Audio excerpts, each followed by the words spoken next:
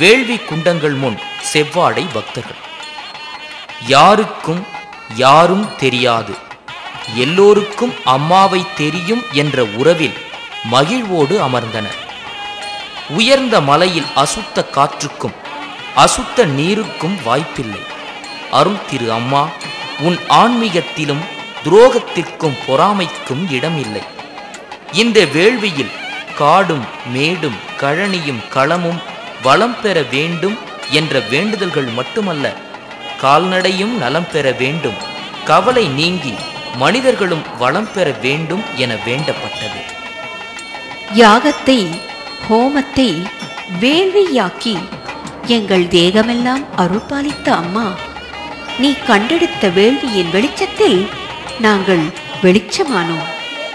நெய் பெய்து நிவரும் அக்னியில் பொய் கருகி புதுமை மலரும் தாயே, நெய்மணமும் மெய்மணமும் கமழும் இந்த வேள்வியால் தெய்வீகம் தழைக்கும் தாயே.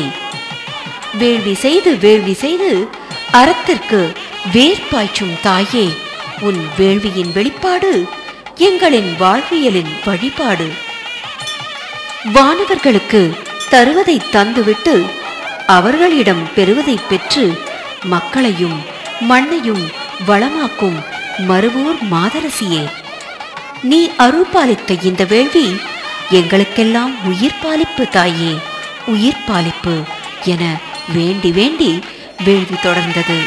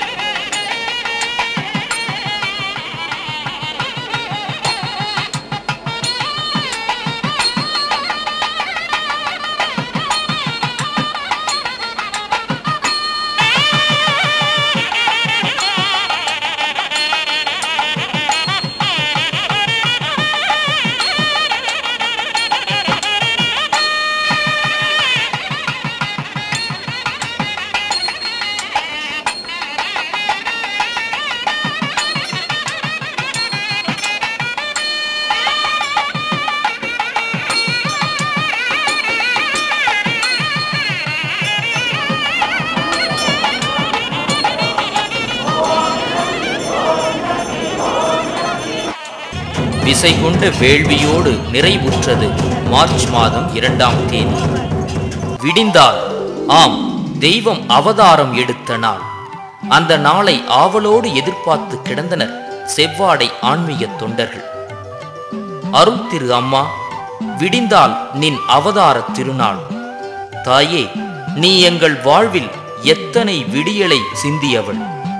வார வழிபாட்டு மன்றம் கண்டு வளமை விடியலை சிந்தினாய். கோர இயற்கை சீற்றம் தணித்து இன்ப விடியலை சிந்தினாய். நலப்பணியால் நாடெங்கும் நல்லற விடியலை சிந்தினாய். அதனால்தான் நீ அவதாரம் எடுக்கும் விடியலை ஆவலோடு களிப்போடு எதிர்பார்க்கிறோம் தாயே என எதிர்பார்த்தனர் பக்தர்கள். மார்ச் 3ஆம் தேதி அருள் திரு அம்மாவின் அவதார திருநாளுக்கு அந்த அற்புத தெய்வத்தை காண, அருள் தரிசனம் பெற பக்தர்கள் கூட்டம் அலைமோதும் கடலாக மறுவூரை நனைக்க இருக்கிறது. அதனால் அதற்கு முந்தைய நாளே அனைத்தும் தயாராக இருந்தது.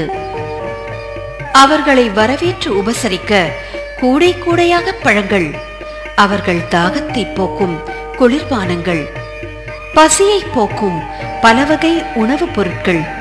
தாயே, உலகில் எங்குமே இல்லாத இந்த அறப்பணி எங்கே மட்டும்தானே? அதனால்தானே நீ எங்களுக்கு அம்மா, தாயே அம்மா.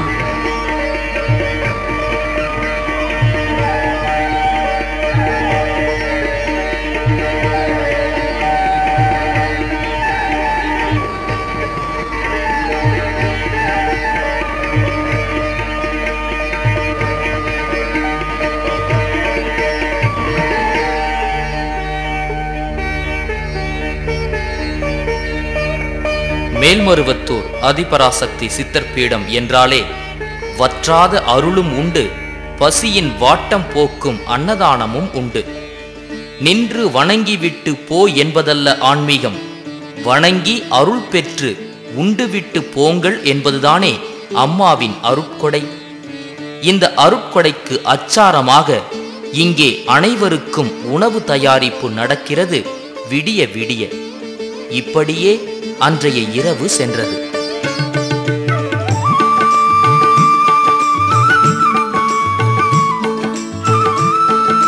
விடிந்தது. மார்ச் 3ஆம் தேதி அதிகாலை. பூவும் இதழ் குளிக்கும், பொல்லும் பனி குளிக்கும் காலை நேரம். அருள் திரு அம்மா நின் அவதாரத் திருநாள்.